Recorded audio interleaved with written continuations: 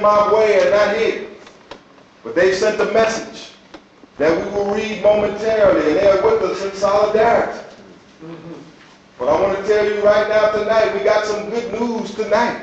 Right. For the Honorable President Dr. Robert Mugabe in Zimbabwe has come out victorious in Zimbabwe. The Honorable Dr. Robert Mugabe has come out victorious in Zimbabwe. Oh, you say Mr. Mugabe is a racist. You say Mr. Mugabe is a hater. You don't know what you're talking about.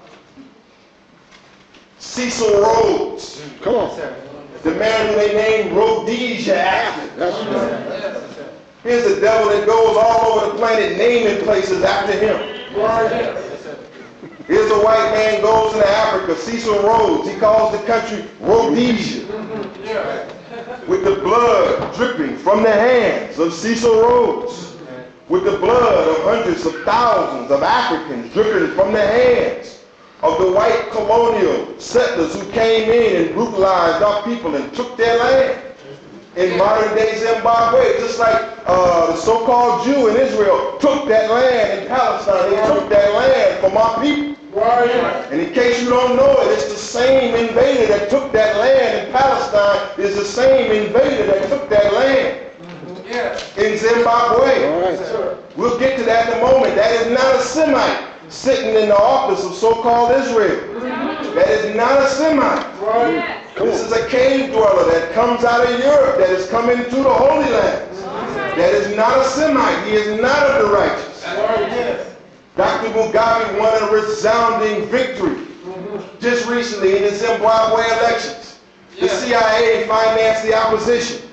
America and Britain and Tony Blair put sanctions on them and financed the opposition. But I'm here to tell you that there's a bold black man standing today on the earth. There's a bold black man standing today on the earth and standing on behalf of oppressed people that says he will not stand by and allow the white farmers in Zimbabwe to own 70% of the land in the country of African people. He will not sit back and allow it, and he is in the office of political power, and he uses that office of political power to take the land from the invader and give it back to the people. Oh, you got good news today, because there's one standing up in sub-Saharan Africa that is taking a stand, and he's an example for all of these wishy-washy, boot-licking political leaders who won't take a stand in their political office or even in their private life. He's taking a stand. He's 77 years old, but he's not walking around with a cane, trembling and shaking. He's taking a stand. So we got good news today. The book of Revelations in the 6th chapter. Bring the mic, please. Book of Revelations.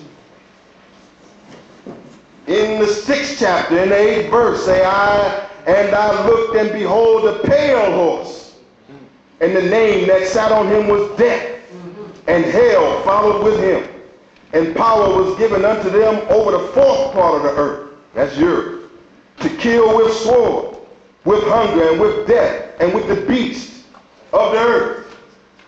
Beloved Muslim family, beloved African family, whoever you are, there's a pale horse that has been riding on this planet for 6,000 years, 400 years in specific, and everywhere they have gone, everywhere they have gone, hell and death have followed behind them. Everywhere this pale horse is gone, everywhere this conqueror out of Europe has gone, everywhere this white man is gone, hell and death have followed quickly behind him. Zimbabwe is on the move today. Freedom and independence for our people is on the move today. You say his election, Mr. Mugabe's election in Zimbabwe, you say it was not fair. I say his election was 3 or 4 times more fair than the American election. In America. God is the greatest. In America, if you don't vote by 8 o'clock on a Tuesday, if you don't get out of work and beat your way to the polls, you're out of luck. In America, you got one day on a Tuesday from from 7 to 8 to vote. If you don't make it, you're out of luck. 54% of the Americans voted in the last election. Before that, it was down to 44%.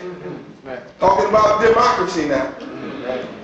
In Zimbabwe, they did not just have one day, they let them vote on a Saturday and a Sunday to ensure that the people would have an opportunity to vote. They got to vote all weekend, Brother Cutmos.